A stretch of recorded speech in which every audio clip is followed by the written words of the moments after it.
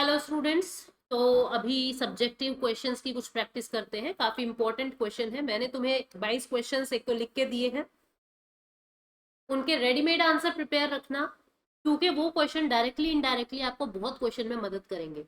सवाल कुछ भी पूछे कॉमन सेंस लगाओगे और उन हेडलाइंस को जो आप प्रिपेयर करके लेके जाओगे उन 22 क्वेश्चंस के लिए, उनको वहां यूज करना। ठीक है। तो अभी हम कुछ महत्वपूर्ण टॉपिक्स के क्वेश्चन देख रहे हैं। देखो, जैसे प्रेशर ग्रुप का, दबाव समूह का कोई सवाल अगर बनता है तो किस तरीके से बन सकता है। दबाव समूह का जो रोल है या इंपॉर्टेंस है उसको बताना है, और उसकी शॉर्ट कमिंग का मतलब उसकी कमियां भी बतानी है कि किन चीजों में पीछे रह जाता है दबाव समूह। ठीक है। 150 वर्ड्स में आपको मान लीजिए लिखना है, तो 1.5 पेज अपन लिखेंगे। सबसे पहले, जैसा मैंने आपको बताया, जिसके बारे में पूछा जा रहा है उसकी परिभाषा दे दो। तो यहाँ पे मैंने परिभाषा दे दी, दबाव समूह समान हित रखने वाले लोगों के संगठित संघ या संगठन है। ठीक है। मतलब ऐसे लोगों का ग्रुप है जिनके कॉमन इंटरेस्ट है। उनका लक्ष्य संगठित प्रयासों के माध्यम से अपने सदस्यों के लिए बेहतर स्थिति बनाना है। मतलब कि जो आप चाहते हो, उसके ग्रुप के लोग जो चाहते हैं उनके लिए बेहतर स्थितियां बनाने का प्रयास करते हैं वो लोग। अपने पक्ष में विधायिका, कार्यपालिका उनके निर्णय अपने पक्ष में करने की कोशिश करते हैं। ठीक है। और बहुत दबाव समूह लोग और सरकार के बीच में बहुत इंपॉर्टेंट रोल निभाते हैं। अब हम कार्य और महत्व पे आ जाएंगे। ये क्या कह रहा है कि व्यापारिक समूह है, जैसे मान लो बिजनेस वालों का कोई ग्रुप है, ट्रेड यूनियन है, किसानों का कोई ग्रुप है, छात्रों का समूह है, शिक्षक संघ है, जाति धार्मिक संघ है, महिलाओं का संघ है। ये सब अलग अलग तरीके के दबाव समूह भारत में मिलते हैं। इसके महत्वपूर्ण कार्य क्या होते हैं, देखिए। समाज के एक वर्ग की, अब हम सवाल जो पूछा गया है उस पे आ गए हैं कि इनके कार्य बताएं और महत्व बताएं। समाज के एक वर्ग की सामान्य चिंता व्यक्त करने और उनके हितों को बढ़ावा देने के लिए ये लोग लोकतांत्रिक समाज में लोकतांत्रिक तरीके से भूमिका निभाते हैं। ठीक है। कोई चिंता है, किसी के हित बढ़ाने हैं, तो उनके लिए आवाज उठाते हैं। प्रशासन की प्रक्रिया में सक्रिय रूप से शामिल हो जाते हैं और नौकरशाही के साथ पैरवी के माध्यम से नीतियों को क्रियान्वित करते हैं, पॉलिसीज बनाते हैं, ब्यूरोक्रेट्स के साथ मिलकर अपनी बातें मनवाते हैं। विधायी प्रक्रिया में महत्वपूर्ण भूमिका निभाते हैं। जो वांछित अवांछित कानून है उनको हटाते हैं और अपने वांछित कानूनों को इंपॉर्टेंस दिलवाते हैं।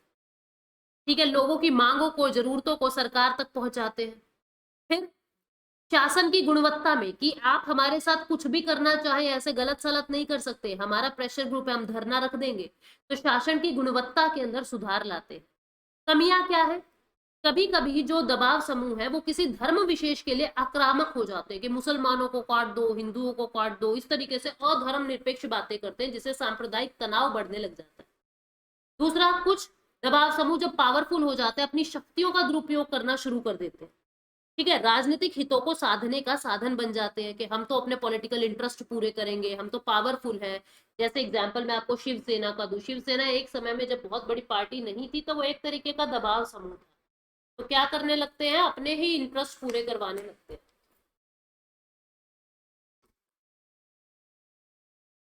कभी कभी उग्र और आक्रामक हो जाते हैं। ठीक है। उग्रवाद में बढ़ जाते हैं, कुछ दो चार लोग हैं, मारपीट, हाथापाई, कुछ गलत हथियारों का प्रयोग, तो इस तरीके से इनका सारा एम बदल जाता है। दबाव समूह में स्थिरता और प्रतिबद्धता का अभाव हो जाता है। ठीक है। मतलब ये प्रतिबद्ध नहीं रहते, अपनी बातों से वफादार नहीं रहते। तो दबाव समूह एक साधन तो प्रदान करता है, लेकिन आम नागरिक प्रक्रिया में भाग भी ले सकता है, लेकिन नियंत्रण बना के ही काम करना चाहिए, क्योंकि बहुत संवेदनशील होते हैं, बहुत जल्दी उग्र हो जाते हैं। तो ये हमने उनकी कमियां जो पूछी गई थी, उनके महत्वपूर्ण, उनके महत्व, उनके कार्य जो पूछा, हमने बता दिया। डेफिनेशन और कंक्लूजन, बस आसान था। फिर उसके बाद एक और सवाल अगर बन जाए कि नेहरू जी की आजादी के बाद नेशन को बनाने में, चैलेंजेस इन नेशन बिल्डिंग का जो टॉपिक था आपका, उसमें ये क्वेश्चन बन सकता है कि नेहरू के रोल को बताइए कि नेशन को, राष्ट्र को बनाने के लिए उन्होंने क्या किया। ये अंग्रेजी में दिखाई दे रहा है, ये पीडीएफ आपको ऐप पर मिल जाएगी। ठीक है, आगाज ऐप पे। तो मैं आपको हिंदी में समझाती हूँ, क्योंकि ज्यादातर मेरे स्टूडेंट्स हिंदी के हैं।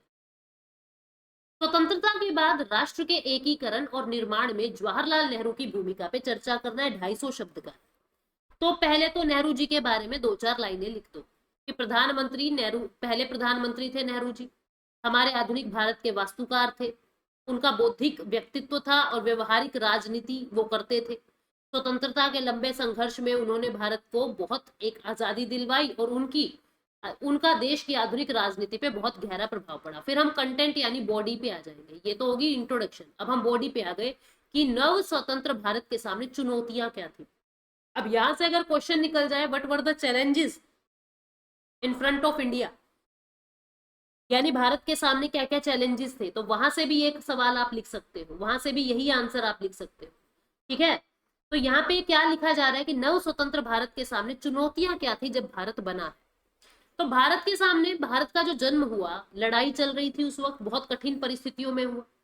विभाजन के साथ आजादी मिली तो मतलब अभूतपूर्व हिंसा और विस्थापन का आघात सभी के हृदय में लगा हुआ था। स्वतंत्र भारत ने कई लक्ष्य शुरू करके अपनी यात्रा जो है वो प्रारंभ की। फिर कह रहा है कि उथल पुथल हो गई थी बहुत ज्यादा। मोटे तौर पर स्वतंत्र भारत के सामने क्या क्या चुनौतियां थी। पहली और तात्कालिक चुनौती थी एकजुट होने की, क्योंकि सब लोग अपने अपने कल्चर की बात कर रहे थे, एकजुट होने को तैयार ही नहीं थे। भारतीय महाद्वीप का आकार बहुत बड़ा था और बहुत सारी डाइवर्सिटी, विविधता बहुत थी। अलग अलग भाषाएं, अलग अलग संस्कृति, अलग अलग धर्म को एक साथ जोड़ना बहुत बड़ी चुनौती थी। फिर उसके बाद बहुत समय तक है एक साथ कैसे रहेंगे ये नहीं पता था। विभाजन उससे मतलब धर्म के नाम पे बहुत बड़ी लड़ाइयां छोड़ गया था।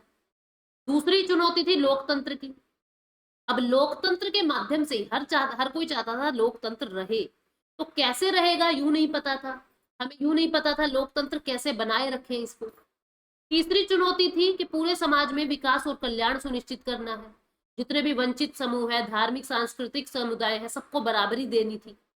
चौथी थी विदेश नीति की, कि हमको बड़े बड़े देशों से खतरा था। यूएसए, सोवियत संघ ये बन गए थे और कह रहे थे हमारे ग्रुप में आओ, और भारत ने गुट निरपेक्षता को अपनाया, तो भारत को एक खतरा भी था, लेकिन हम स्वतंत्र बने रहे। नेहरू ने क्या भूमिका निभाई, पहले हमने प्रॉब्लम्स बता दी, अब हम उन प्रॉब्लम्स का सॉल्यूशन नेहरू जी ने क्या किया वो देखते हैं। राष्ट्र का एकीकरण, ये छोटी रियासतों का विभाजन जो हुआ था उनको बदलने की, मतलब उनको कंसोलिडेट किया, उनको एक बनाने की कोशिश की, एकता को मजबूत किया। शरणार्थियों का पुनर्वास किया, पाकिस्तान से जो लोग आए थे उनको आश्रय दिया, जिससे उनका भारत के ऊपर विश्वास बढ़ा। धर्मनिरपेक्षता, मतलब इन्होंने किसी धर्म के विशेष के लिए लड़ाई नहीं की, धर्मनिरपेक्ष रह के ही इन्होंने सारा काम किया। कल्याणकारी राज्य कैसे बनेगा उसकी बातें की, धन का समान वितरण हम करेंगे। योजना आयोग बना के पूरे भारत के लिए विकास की बातें की। गुट निरपेक्ष नीति को अपना के यूएसए और यूएसएसआर का जो विवाद था उसको सुलझा दिया।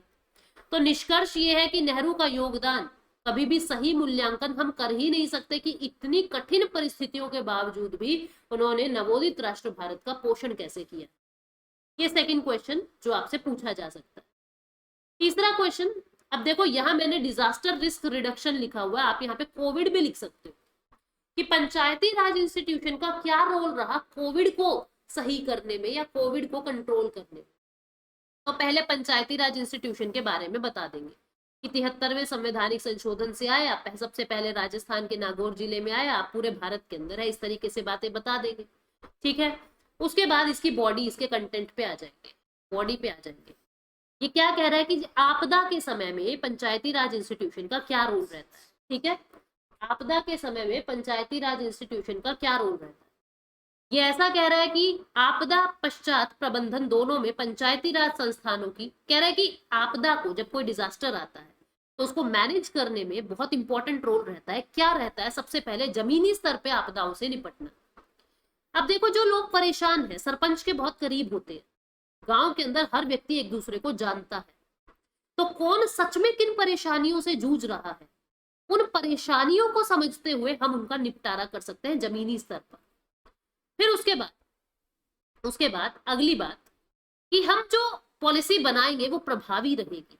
ठीक है, बेहतर राहत कार्य सुनिश्चित करके, अब हमको पता है लोगों की जरूरत क्या है तो उनको राहत कैसे देनी है ये भी पता है। पारदर्शिता, पंचायती राज इंस्टीट्यूशन से पारदर्शिता रहेगी कि हमारा सरपंच हमारे लिए क्या कर रहा है। जागरूकता फैला सकते हैं ये, क्योंकि ये लोगों के बहुत करीब होते हैं, तो सरकार की कोई भी पॉलिसी आई उसके बारे में जागरूकता फैला सकते हैं। ठीक है, तो ये सारा रोल पंचायती राज इंस्टीट्यूशन का रहता है। चुनौतियां क्या रहती है जब ये सब हैंडल करना होता है, आपदा वगैरह, चुनौतियां क्या है। सांसद और विधायक बीच में हस्तक्षेप बहुत करते हैं, धन इनके पास होता नहीं, पंचायतों के पास पूरी स्वतंत्रता इनको नहीं मिली, इनको सारी चीजें ऊपर एमपी एमएलए से साइन करवाने पड़ते हैं। पंचायतों का अस्पष्ट डोमेन, मतलब कि एकीकृत व्यवस्था तो है लेकिन बहुत सारे अधिकार क्षेत्र अस्पष्ट है कि ये क्षेत्र पंचायत में आएगा या ब्लॉक में आएगा, तो ये नहीं पता लगता। ये इनके सामने चुनौतियां हैं, तो चुनौतियों की बात मैंने आपको बता दी। ठीक है, फिर उसके बाद ये क्या लिख रहा है कि राष्ट्रीय आपदा प्रबंधन अधिनियम 2005 के संदर्भ में पंचायतों को जिम्मेदारी दी हुई है, लेकिन वो जिम्मेदारी अपर्याप्त रूप से परिभाषित की गई है, तरीके से परिभाषित नहीं किया हुआ कि पंचायत क्या क्या करेगी आपदा को प्रबंध करने में। आगे का रास्ता यानी वे फॉरवर्ड, जिसको हम कंक्लूजन कह सकते हैं। कंक्लूजन कि आपदा प्रबंधन कार्यक्रमों के लिए कानूनी समर्थन और खर्च को पंचायती राज विकास योजना के हिस्से में शामिल करवाओ, मतलब उनको पैसे दो, उनको ऑटोनॉमी दो ताकि वो जो चाहे कर सके। ठीक है, और नागरिक केंद्रित मानचित्रण या संसाधनों की योजना सुनिश्चित करो। ठीक, उसके बाद ये क्या कहता है, कहता है कि यह नागरिक केंद्रित मानचित्रण, मतलब ये क्या कह रहा है, जो संसाधन उपलब्ध हुए हैं वो संसाधन आत्मनिर्भर तरीके से ये सब में बांट सके अपनी मर्जी से, जरूरत के हिसाब से, तो इतनी ताकत इनको दो। सामूहिक भागीदारी का अवसर दिया जाए। ठीक है, लोगों से वित्तीय योगदान ये लोग मांग सके, इस तरीके की इनको पावर दे दी जाए। तो निष्कर्ष ये है कि जो पंचायतें हैं वो बहुत अहम रोल निभा सकती है जमीनी स्तर पर, क्योंकि लोगों से जुड़ी होती है। ठीक है, तो उचित प्रशिक्षण प्रत्येक पंचायत को देना चाहिए हमें कि किस तरीके से जब भी कोई आपदा आएगी तो आपको उसे कंट्रोल करना है। बस इतना सा कंक्लूजन आपको लिखना है। ठीक है, अभी बहुत इंपॉर्टेंट क्वेश्चन है जो मैं तुम पे छोड़ के जा रही हूँ। Evaluate the challenges of Panchayati Raj institution in India. Bharat के अंदर पंचायती राज इंस्टीट्यूशन के सामने क्या क्या चुनौतियां आई है और हम उनको स्ट्रेंथन करने के लिए कौन कौन से मेजर जरूरतें इंक्लूड करेंगे ताकि पंचायती राज इंस्टीट्यूशन स्ट्रेंथन हो सके, मजबूत हो सके। ये सवाल का आंसर तुमको लिखना है। अगर मैं हिंदी में आपको बताऊं तो आपको मैंने हिंदी अनुवाद कर दिया है इसका मॉडल आंसर कल आपको ग्रुप में मिल जाएगा। ठीक है, तब तक ये 3 क्वेश्चन मैंने आपके सामने उजागर किए हैं कि किस तरीके से आपको लिखना है, और इस चौथे क्वेश्चन का आंसर लिखने की कोशिश करो कि पंचायती राज इंस्टीट्यूशन के सामने क्या चुनौती है। यही बातें लिखनी है, धन नहीं होती, स्वतंत्रता नहीं होता, कोई अधिकार क्षेत्र स्पष्ट नहीं होता इनको कि ये हमारे अधिकार में आएगा या नहीं आएगा, स्वतंत्रता नहीं है इनको, और हम कैसे इनको स्ट्रेंथन करेंगे, तरीके के कानून बना के, इनकी परिभाषाएं स्पष्ट करके, इनके अधिकार क्षेत्र को स्पष्ट करके, इस तरीके की बातें आपको लिखनी है। केवल 150 वर्ड का आंसर है। मैं उम्मीद करूंगी आप लोग लिखेंगे। ठीक है, और फिर कल इसको डिस्कस करेंगे। तो thank you so much, take care, bye bye.